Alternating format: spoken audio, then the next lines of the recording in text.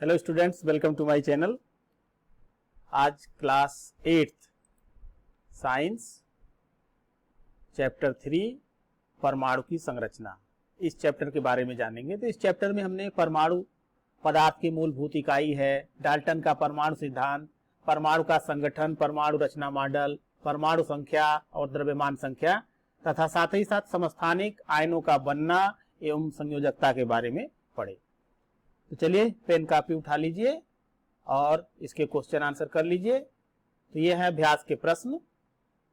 निम्नलिखित प्रश्नों में से सही विकल्प छांटकर अपनी उत्तर पुस्तिका में लिखिए। न्यूट्रॉन की खोज की है कड़ाद, डाल्टन, जेम्स चैडविक, रदरफोर्ड। तो सही आंसर है जेम्स चैडविक। किसी तत्व के वे परमाणु जिनकी परमाणु संख्या समान होती है परंतु द्रव्यमान संख्या भिन्न होती है कहलाती है प्रोटॉनों की संख्या, द्रव्यमान संख्या, समस्थानिक या परमाणु क्रमांक। तो जिनकी परमाणु संख्या समान होती है उन्हें कहते हैं समस्थानिक। तो आंसर स।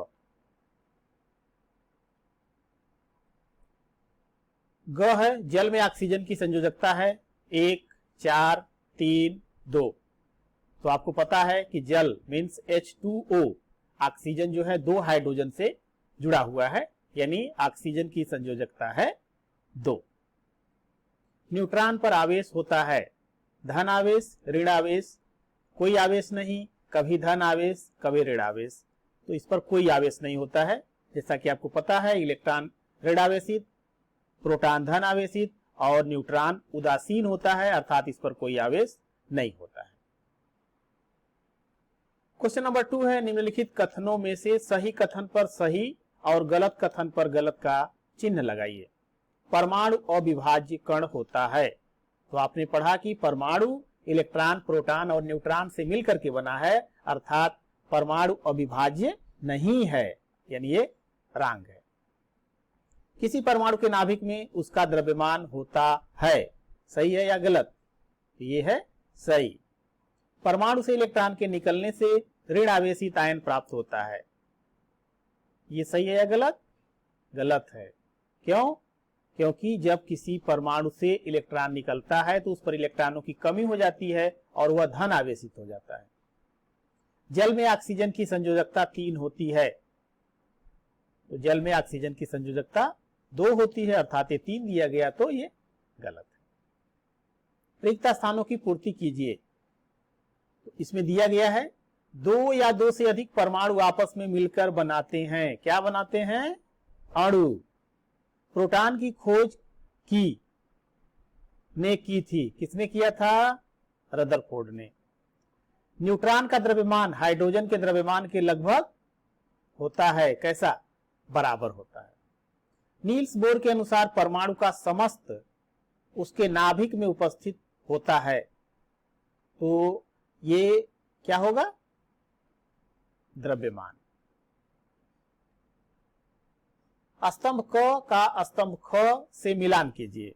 स्तंभ क और ख इसमें दिया गया है, क में है चैडविक, इलेक्ट्रॉन, कार्बन, प्रोटॉन, और ख में है ऋण आवेशित कण, धन आवेशित कण, न्यूट्रॉन और तत्व। तो चलिए सही मिलान करिए। स्तंभ क चैडविक, तो चैडविक ने किसकी खोज किया था? न्यूट्रॉन की, यानी चैडविक के सामने लिख लेंगे न्यूट्रॉन। फिर सेकेंड है इलेक्ट्रॉन, तो इलेक्ट्रॉन ऋण आवेशित कण होता है। कार्बन, कार्बन एक तत्व है। प्रोटॉन धन आवेशित कण होता है। क्वेश्चन नंबर 5, किसी परमाणु में पाए जाने वाले कणों के नाम लिखिए। तो क्या क्या होते हैं? इलेक्ट्रॉन, प्रोटॉन तथा न्यूट्रॉन। इलेक्ट्रॉन पर किस प्रकार का आवेश होता है? तो इलेक्ट्रॉन ऋण आवेशित होता है, यानी इलेक्ट्रॉन पर 1 इकाई ऋण आवेश होता है। हाइड्रोजन के 3 समस्थानिक के नाम लिखिए। तो हाइड्रोजन के 3 समस्थानिक हैं प्रोटियम जिसे 1H1, ड्यूटेरियम 1H2 और ट्राइटियम 1H3। निम्नलिखित की परिभाषा लिखिए। परमाणु संख्या, द्रव्यमान संख्या और संयोजकता। तो परमाणु संख्या किसे कहते हैं? किसी तत्व के परमाणु के नाभिक में उपस्थित प्रोटॉनों की संख्या उस तत्व की परमाणु संख्या या परमाणु क्रमांक कहलाती है और इसे Z से प्रदर्शित करते हैं।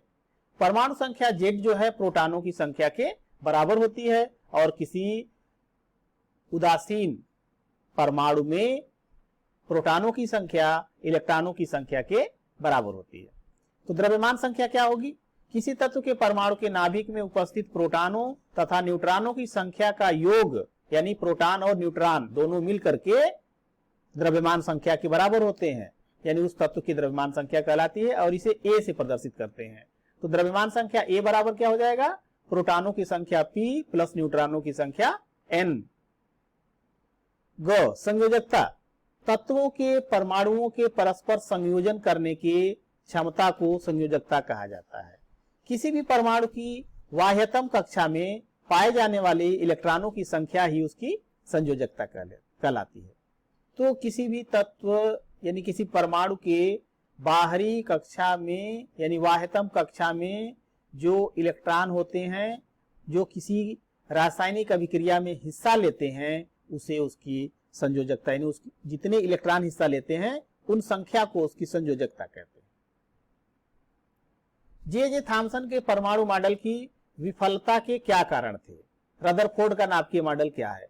तो जे थॉमसन की परमाणु मॉडल विफलता मतलब कि ये क्यों फेल हो गया, क्यों फेल्योर रहा?